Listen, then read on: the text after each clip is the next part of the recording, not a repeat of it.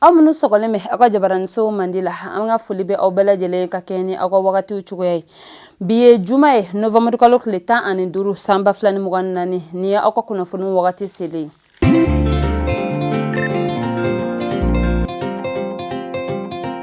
bakuru kuna funu na anga fintigila ka uye wulika jomi ke ni wakati na ani donso uye wulika jomi ke jene marala foka takase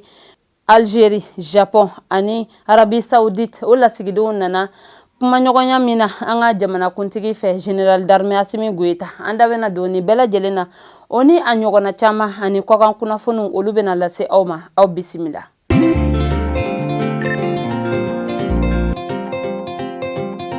ina fɔ n bɔra k'a fɔ aw ɲɛna cogoya min na an ka finitigilakaw ka ɲɛma état major général des armées bɔra ka laseli kɛ k'a jira ko novembre kalo tile 10 ani a tile 11 san 2024 Sofara dugu kɔnɔna la ko an ka finitigilakaw ye tatugu bamanci wale maa dɔw la wa u sera ka mototigi 15 o minɛ u la wa u ye tɛgɛ kɛ bamanci wale maa caman de la u ka dugu minnu bɛ ni o ye Diyin Dongo Sege ani Kobo ko u ye mototigi caman minɛ o yɔrɔ ninnu na o kɔ min ye état major général des armées a ko k'a b'an ka finitigilakaw fo kosɛbɛ u ka nin wulikajɔ in na wa ko a b'a da diɲɛma tulo kan ko u bɛn'u seko n'u damayira bɛɛ lajɛlen kɛ jamana in lakanali la kɛrɛnkɛrɛnnenya la min ye Bajangara marabolo ye ko u bɛna u seko kɛ yaasa lakana o bɛ se ka sabati cogoya min na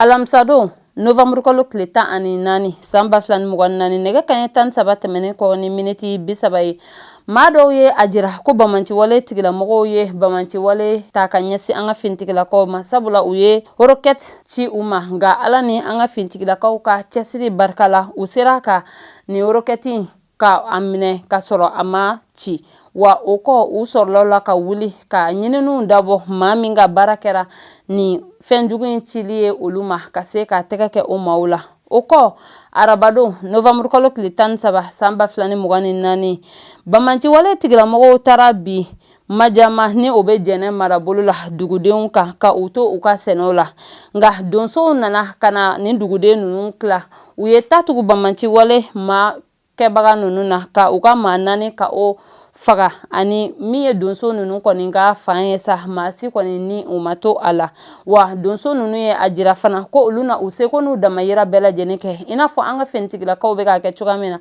ka se ka u fɛnɛ dɛmɛ nin baara in na ko sabula bamanci wale kɛlɛli o tɛ maa kelen u ka baara ye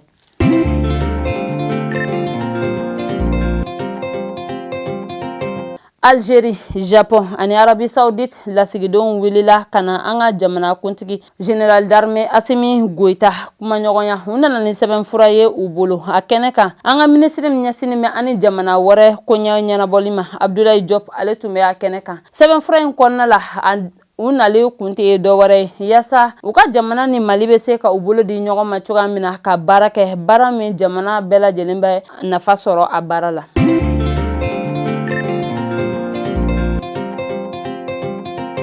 Kunu alamisa Novembre kalo tile 14 san 2024 Kulubakaw fɛ yen nɔ bureau du vérificateur général nana san 2023 baarakɛlenw sɛbɛnfura di an ka jamanakuntigi General d'armée Assimi Goïta ma a kɛnɛ kan an ka premier ministre ani CNT o ɲɛma fo ka taga se an ka jamana kɔnɔna ministre o tun bɛ min ye bureau du vérificateur ka nɔrɔbila ye Samba Alhamdu Babi a ye kuma ta a ye a jira ko a bɛ an ka jamana ɲɛmɔgɔ General d'armée Assimi Goïta fo kosɛbɛ a ka wulikajɔ la yurugu kɛlɛli la ka bɔ an ka ba Maliba kɔnɔna la. A ye kumakan caman fɔ ka ɲɛsin an ka jamanakuntigi ma. O kɔ min an ka jamanakuntigi yɛrɛ ye, ale fɛnɛ ye kuma ta, ale y'a jira ko ale bɛ bureau de vérificateur fo kosɛbɛ u ka nin baara kɛlen na. Sabula ko nin bɛ olu yɛrɛ dɛmɛ yurugu kɛlɛli la ka bɔ ba Maliba kɔnɔna la. Kɛrɛnkɛrɛnnenya la kalan, an ka kuranko, jiko ani kɛnɛya ta fanfɛ o baaraw bɛ se ka kɛ jɛlenya kɔnɔna la cogoya min na. Wa a ye a ɲini maliden bɛɛ lajɛlen fɛ ko ni an ko Mali ka taa ɲɛ, ko Mali kura tɛ taa maliden kura kɔ. O de ye ko an ka hakilinaw ni an kɛwalew an ka yɛlɛma don olu la ka yurugu ka o dabila, ko sabula yurugu bɛ jamana min kɔnɔ o jamana o tɛ taa ɲɛ.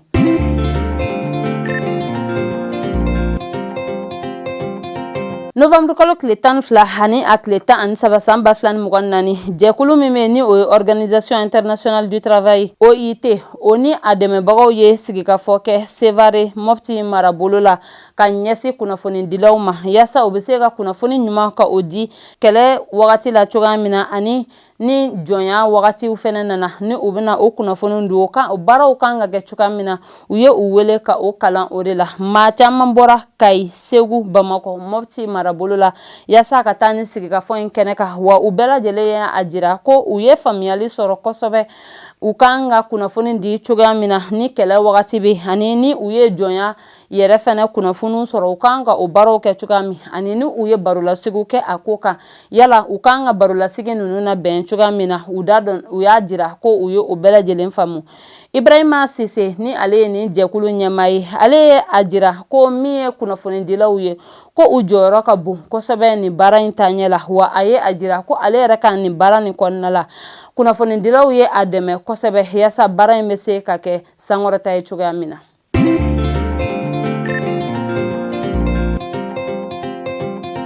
Kunu alamisa Novembre kalo tile 14 san 2024 CNT maaw ye sigi kɛ min k'u ɲɛminɛlen bɛ vice présidente Atuma Gaku jiginne fɛ a kɛnɛ kan Ibrahima Ikesa Maiga ni ale ye an ka ministre de refondation de l'État ye ale tun bɛ a kɛnɛ kan kosɛbɛ yaasa min ye Société Mali Airline SA ka se ka taa o sigili min kan ka kɛ ka taa ɲɔgɔn kuma ɲɔgɔnya o ko kan. O hakilina bɔra an ka minisiri min ɲɛsinnen bɛ an ka sirabakanko ani an ka bolimafɛnw ko ɲɛnabɔli ma Madame Dambele Madina Sisoko. O min ye a ka hakilina kɔkɔrɔma don kosɛbɛ minisiriw ka lasigi min kɛra araba tɛmɛnen Novembre kalo tile 13 san 2024 k'a jira ko ni an b'a fɛ ka kɛ yɛrɛma hɔrɔn ye an ka jamana kɔnɔna la k'o tɛ kɛ abada ni an ka pankuru jigi kɛnɛ ni o tɛ an bolo, ko o de hakilina nana ale la. Sabula a jirala ko nin cakɛda in kun dayɛlɛnnen bɛ an fɛ don wagati tɛmɛnenw na nka a datuguna o wagati jamana ɲɛmɔgɔw fɛ ko olu b'a fɛ ka baara sigi sen kan yaasa cakɛda in a bɛ se ka dayɛlɛ cogoya min na ani dɔ bɛ se cogoya min na ka bɔ denmisɛnninw yɛrɛ fɛnɛ ka baarako gɛlɛya la.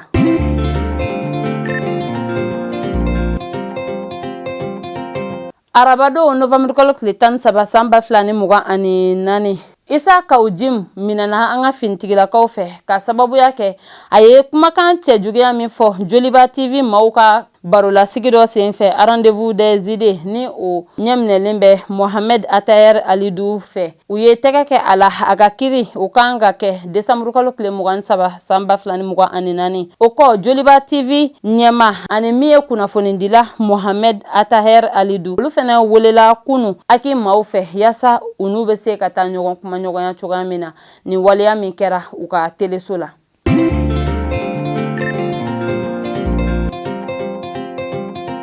O bana ta an ka kɔkan kunnafoniw na Chinois ka kunnafonidi soba min bɛ Agence de presse d'État Junction olu ka kunnafoni dɔ bilali la u ka bɔlɔlɔ siraw kan u ye a jira ko u ka jamana ɲɛmɔgɔ ye a jira ko fɛɛrɛw ka sigi sen kan yaasa min ye Chine jamanadenw ye u bɛ se ka den caman wolo cogoya min na sabula ko nin wagati laban in kɔnɔna la Chine jamanaden dɔgɔyalen don kosɛbɛ ka tɛmɛ don tɛmɛnenw kan wa u ye a jira ko nin wagati in na min ye Inde jamana ye ko olu ka jamanadenw ka ca kosɛbɛ ka tɛmɛ Chinois kan o hukumu de kɔnɔna la u ka jamana ɲɛmɔgɔ ni u ka gouvernement u ye a latigɛ k'u bɛna fɛɛrɛw sigi sen kan yaasa den caman o bɛ se ka wolo Chinois fɛ cogoya min na ani u ka jamanadenw bɛ se ka caya cogoya min.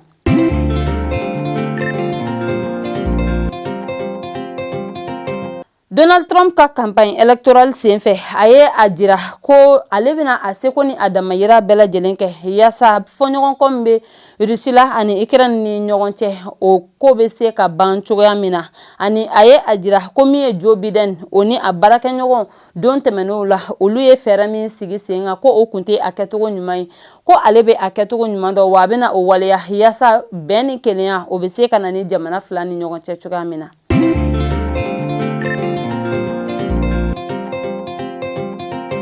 Ni bɛ dan sigi an ka bi kunnafoniw na an tɛ sɛgɛn an tɛ ɲina an b'an ka dibila baara kɛbagaw fo sabula olu jɔyɔrɔ ka bon an ka baara in na kosɛbɛ an b'a fɔ k'Ala ka basigi sabati an ka jamana kɔnɔ ni Ala m'an ka jɔnya jɔ an na an bɛ ɲɔgɔn sɔrɔ yan nɔ don wɛrɛ ka kunnafoni di aw ma ladiriya la shukran.